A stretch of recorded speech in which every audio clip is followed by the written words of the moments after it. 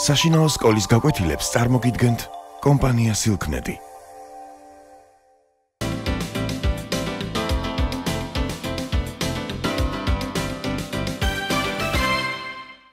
მოგესალმებით. ახლა ჩვენ ვისაუბრებთ ილია ჭავჭავაძის წერილზე სიტყვა წინამძღვრიანთკარის სამეურნეო სკოლის გახსნაზე. როგორც წერილის სათაურიდან გამოჩნდა, ამ სიტყვის წარმოთქმის საბაბი გახდა ის, რომ წინამძღვრიანთკარში ილიას მეგობარმა, ილია წინამძღვრიშვილმა გახსნა სკოლა. ილია ჭავჭავაძე, როგორც იცით, მთელი თავისი ცხოვრება იღვწოდა იმისათვის, რომ ქართველი ხალხი განათლებულიყო. რადგან სწორედ განათლება, წიგნიერება მიაჩნდა მას სახელმწიფოებრიობის ერთ-ერთ ბურჯად, რომ ერი წარმატებას მხოლოდ იმ შემთხვევაში მიაღწევდა, თუ ბევრი განათლებული წიგნიერი ადამიანი ეყოლებოდა. ამიტომაც გამუდმებით ზრუნავდა, რომ საქართველოში გახსნილიყო სკოლები, რომ ქართველებს ქონოდათ შესაძლებლობა დაუფლებოდნენ მეცნიერების უახლეს მიღწევებს, რომ ქართველებს გამორჩეულ სტუდენტებს შესაძლებლობა ქონოდათ წასულიყვნენ უცხოეთში, იქ გაეგრძელებინათ სწავლა. ფაქტობრივად ეს იყო ძველი ქართული ტრადიციის ერთგვარი აღორძინებაც, რადგან როგორც ვიცით, საქართველო ყოველთვის გამოირჩეოდა იმით, რომ სწავლა განათლებას დიდი ყურადღება ექცეოდა, რომ გავიხსენოთ მაგალითად მე-12 საუკუნის საქართველო, როდესაც ქვეყანა ყვაოდა, როდესაც იყო მთლიანი მტკიცე, აი მაშინ საქართველოში იყო გელათის, იყალთოს აკადემიები, რომლებშიც სწავლობდნენ ქართველები და შემდეგ ქმნიდნენ თავიანთ ნაშრომებს, ზოგი თარგმნიდა, ზოგი ორიგინალურს ქმნიდა და ამიტომაც იყო, რომ სწორედ იმ დროს შეიქმნა ძალიან ბევრი მნიშვნელოვანი რამ ჩვენი კულტურისათვის. სამწუხაროდ მე-19 საუკუნე იყო ძალიან ისეთი დრო, როგორც ვიცით, საქართველოსთვის მძიმე დრო, ქვეყანას არ ჰქონდა დამოუკიდებლობა, თავისუფლება. ილია და მისი თანამოღვაწენი ცდილობდნენ, რომ ერს, რა თქმა უნდა, თავისუფლება აღედგინა, დამოუკიდებელი ყოფილიყო და როგორც გითხარით, სწავლა განათლება, ეს იყო მნიშვნელოვანი იყო მნიშვნელოვანი იარაღი, რომლის ძალითაც ამ თავისუფლებას მოიპოვებდნენ ქართველები. ილია წინამძღვრიშვილი ილია ჭავჭავაძეს მიაჩნდა მამულიშვილად, იმიტომ რომ ის ისეთ საქმეებს აკეთებდა, რომლებიც მნიშვნელოვანი იყო ქვეყნისათვის, საზოგადო საქმეებით იყო დაკავებული.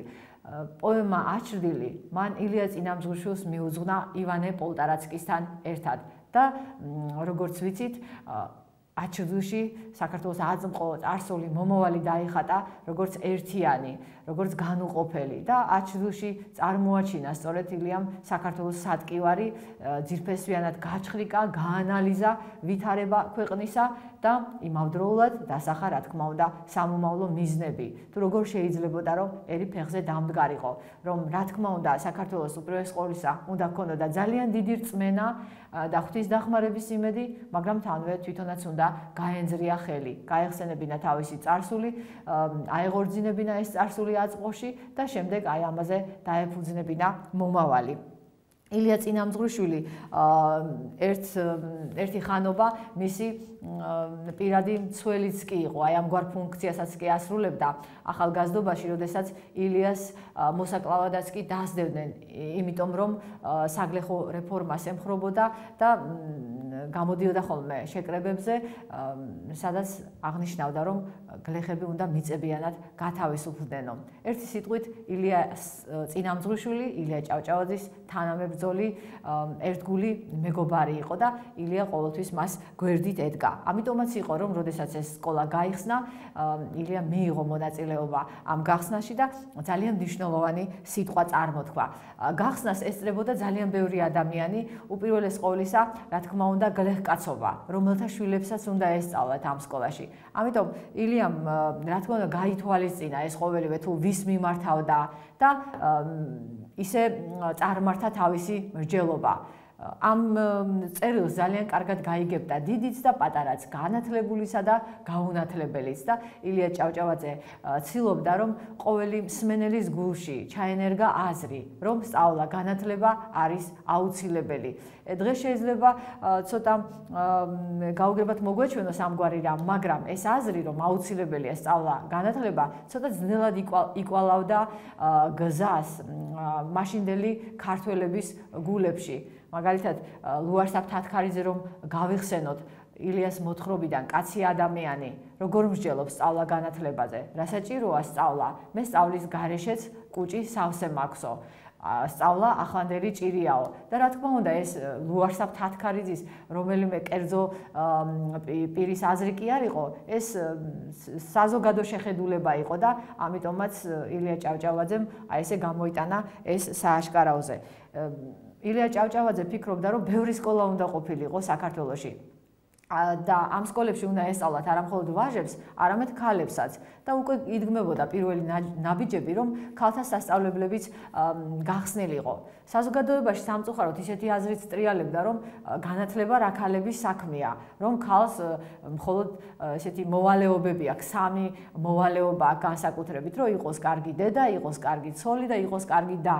მაგრამ ილია ჭავჭავაძე ამბობდა, რომ აღზრდა ეს არის ძალიან რთული პროცესი, კარგი დედა რომ იყოს ის უნდა იყოს მცოდნე, განათლებული, გონება გახსნილი და გონება მას რამ უნდა გაუხსნას თუ არა წიგნებმაო. და ამიტომაც ის ყოველ ამგვარ წამოწყებას, რაც სკოლასთან იყო, განათლებასთან იყო დაკავშირებული, მიესალმებოდა და თვითონაც დიდ მონაწილეობას იღებდა. ეს სიტყვა, რომელიც აქ წარმოთქვა ამ სკოლის გახსნაზე, საოცარი მჭევრმეტყველებით გამოირჩევა. ეხლა ილია ვიცით, რომ ძალიან კარგად მეტყველებდა, ძალიან კარგად საუბრობდა, გულში ჩამწვდომად. არ შეიძლება, რომ მისთვის მოგესმინა და სამუდამოდ არ დაგმახსოვრებოდა ის, რაზედაც ილია საუბრობდა. აქაც ნახეთ, როგორც ცდილობს, რომ ახსნას სწავლა განათლების აუცილებლობა და საჭიროება. ის ამბობს, რომ ღმერთმა ქვეყანა რომ გააჩინა, დედამიწის გული გადახსნა და ძალიან ბევრი საუნჯე ჩადო ამ დედამიწის გულში, ულეველი სიმდიდრე და ადამიანს უანდერძა, იშრომე, გაისარჯე და ეს საუნჯე, რომელიც მე დედამიწის გულში ჩავმარხე, იქიდან ამოიღე და გამოიყენე შენ სადღეგრძელოდ და შენი გამარჯვებისთვისო. ეს ძალიან კარგი ესეთი თვალნათლივი მაგალითია, რომ დედამიწის გული სავსე არის საუნჯით, რომელიც კაცმა თავისი შრომითა და გარჯით უნდა მოიპოვოს. ილია ჭავჭავაძე, რა თქმა უნდა, წეღანაც გითხარით, რომ რადგან გლეხკაცობას მიმართავს, ითვალისწინებს მათ დამოკიდებულებას ცხოვრებასთან, მათ სიბრძნეს, რომელიც ცხოვრებისგან აქვთ მიღებული. და ის ახსენებს, რომ მე გამიგიაო, რა თქმა უნდა, უპირველეს ყოვლისა ხალხისაგან, ხალხური თქმულება და გადმოცემა, რომ ქრისტე ღმერთმა სწორედ საქართველოში დაიბერტყა თავისი კალთა. რას ნიშნავს ეს? რომ საქართველო გამორჩეულად დააჯილდოვა გარკვეული სიმდიდრით, ღირსებებით, რომ აქ არის არაჩვეულებრივი მთები, მდინარეები, ჰავა, ესე იგი ყველაფერი ხელს უწყობს თითქოს იმას, რომ ადამიანი იყოს ბედნიერი. მაგრამ აქ იმასაც აღნიშნავს, რომ რატომ ვართ მაშინ ასეთი უხეირონი, თუ კი ღმერთმა ასეთი საჩუქარი მოგცა ჩვენი ქვეყნის სახით, ჩვენ ძალღონე მოგდეს, არ უჩივით, თქვათ, არ ჯანმრთელობას, არც ხალისი გვაკლია, დიდარი ატარძალივით მორთული ქვეყანა გვაქვს, ყალმაგარი ხალხი ვართ, გამრჯელი, მაგრამ რატო ვართ ასეთი ღარიბები? თითქოს პარადოქსია, ხომ? დიდარი ქვეყანა გვაქვს, გამრჯე ხალხი ვართ, მაგრამ ქვეყანა მაინც არის ღარიბი. მაინც ღარიბები ვართ. ესე იგი რაღაცა მიზეზი უნდა იპოვოს ადამიანმა და შემდეგ ეს მიზეზი აუცილებლად გამოასწოროს, რათა ეს სიღარიბე დაძლიოს. რადგან სიღარიბე, რა თქმა უნდა, ადამიანს აუბედურებს და ილია ჭავჭავაძე პასუხს ამგვარს სცემს. იმიტომ რომ არ ვიცით, აი ეს სიმდიდრე სადდევს. კი, ღმერთმა კი გადახსნა დედამიწის გული და ჩადო ეს სიმდიდრე, მაგრამ ცოდნა რადგან გვაკლია, ჩვენ არ ვიცით ეს კონკრეტულად სადდევს. ერთი რომ სადდევს და მეორე ჩვენ არ აგვაქვს იმისი ოსტატობა, თუ როგორ ამოვიღოთ ეს განძი, როგორ მოვიხმაროთ. ამიტომაც არის რომ აი ეს გამონათქვამი რომ არსებობს ხალხური ხერხი ჯობია ღონესა თუ კაცი მოიგონებსაო ჩვენ სწორედ აი ეს ხერხი უნდა გამოვიყენოთ და ამ შემთხვევაში ეს ხერხი არის სწორედ სწავლა განათლება და ცოდნა მე მინდა გაგახსენოთ გლახის ნაამბობიც იქ არის ერთი ეპიზოდი როდესაც თავარი გმირთან მიდის გლეხი და ესაუბრება მღვდლისა და გლეხის საუბარია გლეხის შვილის აღზრდაზე და სწავლაზე. ამ პატარა ბიჭმა უნდა ისწავლოს ამ მღვდელთან, მაგრამ გლეხკაცს მიაჩნია, რომ ეს არის ტყუილი დროის დაკარგვა. აი რაში უნდა გამოიყენოს, თქვათ, გლეხმა ცოდნა. ის ხომ მიწაზე არის მიჯაჭვული, ხნავს, თესავს და მღვდელი უხსნის იქ ძალიან კარგად, რომ მართალია ხნავს და თესავს გლეხი, მაგრამ ეს იმას არ ნიშნავს, რომ მას ცოდნა არ ჭირდება და ცოდნა და გამოცდილება. ისე უნება, რომ აი ახლა შენ რო იცოდებ, თქვათ, სხვა გლეხები როგორ ხნავენ, როგორ თესენ, იმათი გამოცდილება, რომ შენ გაიზიარო და შემდეგ გაითვალისწინო, განა ეს კარგი იქნება? გლეხკაცი საუბარში ამბობს, რომ საიდან უნდა გავითვალისწინო მესხვისი გამოცდილება, ან თქვათ, ვინმე თუ გააუმჯობესა გუთანი, რაღაც ახალი მანქანა გამოიგონა მიწის დამომუშავებელი და მღვდელი უხსნის, რომ ყოველივე ეს არის წიგნში აღწერილი. ადამიანები თავიანთ გამოცდილებას სწორედ წიგნებით გადმოსცემენ და მღვდელი თავისი დამაჯერებელი საუბრით დაარწმუნებს გლეხკაცს, რომ მისმა შვილმა აუცილებლად უნდა მიიღოს განათლება, რომ ეს დაეხმარება სწორედ იმ მიწის დამუშავებაში და იმ მიწიდან უხვი მოსავლის მიღებაში. და აქაც ილია ჭავჭავაძე ცდილობს, რომ სწორედ ეს დაუმტკიცოს გლეხკაცობას. რომ აუცილებელი არის ცოდნა და განათლება. მაგალითად მოყავს ისიც, რომ უცხო ქვეყანაშიო მე ვიცი, რომ უფრო მცირე მიწაზე, უფრო მეტ მოსავალს იღებს ხალხი. რატომ? რითი გვჯობნიან ისინი, როდესაც ჩვენ 40-ჯერ მეტ მიწაზე ნაკლებ მოსავალს ვიღებთ. იმიტომ რომ იმათ იციან სწორედ აი ეს ხერხი, ის ოსტატობა, რომელიც შეაძლებინებს მათ, რომ აი მცირე მიწიდან მიიღონ უფრო მეტი მოსავალი და ესე იგი გარჯას კონდეს ნაყოფი.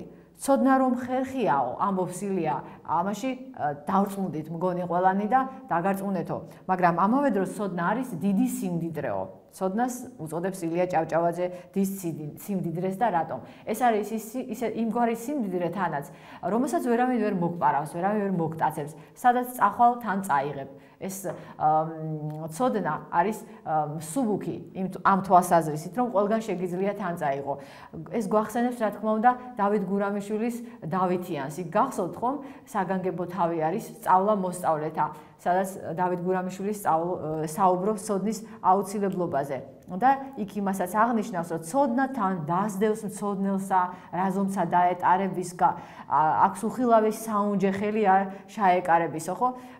და როდესაც ჩამოთვლის სხვადასხვა ხელობას დავით გურამიშვილი ყველაზე მნიშვნელოვნად მიიჩნევს ბრძენის ხელობას. ესე იგი, თუ შეძლო ადამიანმა და იქცა ბრძენად, ესე იგი, ცოდნა შეიძინა, სწავლა განათლება შეიძინა და გახდა ბრძენი, ის იქნება ყველაზე თავისუფალი ამ ქვეყნიერებაზე. თანაც სიბრძნე აუცილებელია, ბრძენი უნდა ჰყავდეს აუცილებლად სოფელს, ქვეყანას, რათა ხალხს ჰყავდეს მისაბაძი მაგალითი. აქაც ამგვარ სიმდიდრეზე საუბრობს ილია ჭავჭავაძე, რომ აი ეს სიმდიდრე ფულზე მეტი არის. ყოველგვარ ქონებასა და საუნჯეზე მეტია. ის არის ხმალზე უფრო მეტად გამჭრელი და ზარბაზანზე უფრო ძლიერიო. და ყველაზე ღონიერი არის ის ადამიანი, რომელსაც ფიზიკური ძალა აქვს, ასეთი აზრია, ხო? და ილია ჭავჭავაძე ამბობს, რომ ყველაზე ღონიერი არის არა ფიზიკურად ძლიერი ადამიანი, არამედ სულიერად ძლიერი ადამიანი და სულიერ ძლიერებას სწორედ ცოდნა ანიჭებს კაცს. ესე იგი, კაცი უნდა ხერხი იყოს, გახქონდეს და გამოქონდესო. ამანდაზასაც მოიხმობს ილია ჭავჭავაძე ამ თავის სიტყვაში. და ამითიც ხას უსვამს, რა თქმა უნდა, რომ აი ეს ღონე არის სწორედაც ცოდნა, რომ კაცი საჭირო უნდა იყოს საკუთარი თავისთვისაც და მთელი სოფლისთვისაც, მთელი ქვეყნისთვისაც და ეს მოხდება მხოლოდ და მხოლოდ მაშინ, თუ მას გონება ექნება სწორედ ცოდნით გაჩარხული. მაშინ შეიძლება, რომ თავისი გამოცდილება სწორედ ხერხივით გაიტანოს და გამოიტანოს. ილია ჭავჭავაძე ამბობს, რომ თქვენ ყველაზე უკეთ მოგეხსენებათ საერთოდ შრომის ფასი და იცით კარგად ვინ დააფასოთ და ვინ არა. და მაგალითები მოხავს სწორედ გლეხკაცობის ცოცხალი ცხოვრებიდან. გუთნის დედა უფრო მეტი დაფასება აქვს, ვიდრე მეხრეს. რატომ? იმიტომ რომ გუთნის დედა უფრო დიდი ცოდნით არის აღჭურვილი. მეხრე არის ხარების გამრეკი. პატარა ბიჭი უფრო ყმაწვილები მისდევდნენ ხოლმე ამ საქმიანობას. გუთანში შემულ ხარებს მეხრე დღისით აძოვებდა ხოლმე. იყო ღამის მეხრეც, როდესაც ღამით ევალებოდა მას ამ ხარებისთვის რომ ეძოვა, ესე იგი და საბალახოდ გაეშვა. ამავე დროს მეხრე იჯდა ხოლმე გუთანზე და ხარებს მიერეკებოდა. ასე რომ ილია ჭავჭავაძე ამბობს, რომ თქვათ გუთნის დედა რომ წავიდეს სადმე სხვა სამუშაოზე, მოჯამაგირედ დადგეს, ის მაინც უფრო დაფასებული იქნება, ვიდრე მეხრე იმავე საქმეზე, იმიტომ რომ ის სწორედ გამორჩეული არის ცოდნით და ცოდნას ადამიანები აფასებენ. ცოდნა არის სიმდიდრე, როგორც აღნიშნა ილია, ამავე დროს მან ცოდნა მიამსგავსა ანთებულ სანთელს. ის ამბობს, რომ ცოდნა არის სანთელივით. რაც გინდა ბევრს გაუნაწილო, შენი ცოდნა, შენ მაინც არაფერი დაგაკლდება. პირიქით, ესე იგი, უფრო მეტად გაიზრდება. აი, მაგალითად მოყავს ეს, რომ ანთებული ერთი სანთელი შეიძლება 1000 სანთელი დაანთო, მაგრამ ეს სანთელი არ ჩაქრება. თვითონ სინათლე იმატებს საზოგადოდ, ასე რომ ცოდნას რაც მეც გაუნაწილებ, თვითონაც შინაგანად გამდიდრდები და ქვეყანაც უფრო მეტად გამდიდრდება და განათლდებაო. თანაც ცოდნა ისეთი რამეა, რომელიც არასოდეს არ იკარგება. პირიქით, ესე იგი, გადადის მამიდან შვილზე, შვილიდან შვილიშვილზე და ასე შემდეგ, უფრო მეტად გადიდებული, გაბევრებული და შინაგანად გამდიდრებული. ილია ჭავჭავაძე იმასაც აღნიშნავს, რომ ცოდნა მარიცის უფროს უმცროსობა. სულ ერთია ის ცოდნას როგორ შეიძენს ადამიანი, მთავარია რომ ყოველ ასაკში იყოს ცოდნას მოწყურებული. ცოდნა შეივედრებს ყველას თანაბრადო. ღარიბი იქნება თუ მდიდარი, მაღალი იქნება თუ დაბალი, ყველას ერთნაირად მოუხდება, ყველას ერთნაირად დაამშვენებს ხოლმეო. და ეს არის ძალიან მნიშვნელოვანი, რომ ცოდნა არის ერთგვარი სამკაული, სულიერი სამკაული, რომელიც ადამიანს ამშვენებს და ცოდნა ადამიანს, რა თქმა უნდა, ბოლომდე ერთგულად მიხვება სამარის კარამდე. და ილია ჭავჭავაძე ამბობს, რომ წინამძღვრიან კარში გახსნილი სკოლა არის აკვანი, რომელიც უნდა დაირწეს და ამ აკვანში უნდა გაიზარდოს მომავალი ერისკაცი. თვითონ ქვეყანა უნდა გაიზარდოს. ოღონ ამ აკვნის რწევამ ერი კი არ უნდა დააძინოს, არამედ უნდა გამოაფხიზლოს და განსაკუთრებით, რა თქმა უნდა, აღნიშნავს ილია წინამძღვრიშვილის 8 წელს, რომელმაც დადგა ეს პატარა აკვანი და რომელმაც დაამშვენა, ასე ვთქვათ, თავისი ამ საქმიანობით არა მხოლოდ სოფელი, არამედ ქვეყანა და დაანთო სანთელი, რომელსაც ჩაქრობა არასოდეს არ დაემუქრებოდა. და ეს დაანთებული სანთელი მოყარეს გაახარებდა, რა თქმა უნდა, და მტერს კი თვალებს დაუბნელებდა, რადგან მტერი იმისი მოწადინია, რომ ვისაც მტრობს ის იყოს სუსტი და ცოდნა კი, როგორც მოგეხსენებათ, ადამიანს აძლიერებს. ილია ჭავჭავაძე იმასაც აღნიშნავს, რომ ცოდნა არის მრავალგვარი. თავარია რომ ადამიანები ამ ცოდნას დაეწაფონ და ნელ-ნელა ეს სხვადასხვა ცოდნა შეიძინონ და გამოიყენონ შემდეგ თავიანთი ქვეყნისათვის. ილია ჭავჭავაძე აქ განსაკუთრებით აღნიშნავს თავადი ბებუთაშვილის 8 წელსაც, რადგან ფინანსურად სწორედ ის დაეხმარა ილია ჭავჭავაძეს. ყოველ დროში საჭირონი არიან ასეთი ქველმოქმედნი, რომელნიც არიშურებენ მატერიალურ სახსარს იმისათვის, რომ ქვეყანას შეეწიონ. და ილია ჭავჭავაძე ამბობს, რომ სკოლა გახდის შესაძლებელს, რომ გამართლდეს ხალხური ანდაზა. ის ურჩევნია მამულსა, რომ შვილი სჯობდეს მამასაო. ილიამ ძალიან კარგად იცოდა, რომ ახლა აღარ იყო ხმლისა და ომის დრო, მაგრამ ომი გრძელდებოდა. ომი, რომელშიც სწორედ ცოდნით შეიარაღებული ადამიანები უპირისპირდებოდნენ ერთმანეთს. უპირისპირდებოდნენ, რა თქმა უნდა, ეს არის პირობითი. ეს ქვეყნიერების ასპარეზზე რომ გამოსულიყო საქართველო, მას სწორედაც უნდა ქონოდა ძალიან დიდი ცოდნა. და ქვეყანას ექნებოდა ცოდნა, თუ რა თქმა უნდა, მისი ცალკეული წევრები იქნებოდნენ ცოდნენი და წიგნიერები. თვითონ როგორც გითხარით, ილია ჭავჭავაძე ამისთვის ძალასა და ღონეს არ იშურებდა. ეს წერილი დღესაც აქტუალურია, იმიტომ რომ დღესაც რო ვკითხულობთ, ძალიან ნათლად, კარგად, ცხადად შევიგრძნობთ თუ რა დიდი ძალა აქვს ცოდნას და რა მნიშვნელოვანია ის ადამიანისა თუ ქვეყნის განვითარებისათვის. მადლობთ ყურადღებისათვის.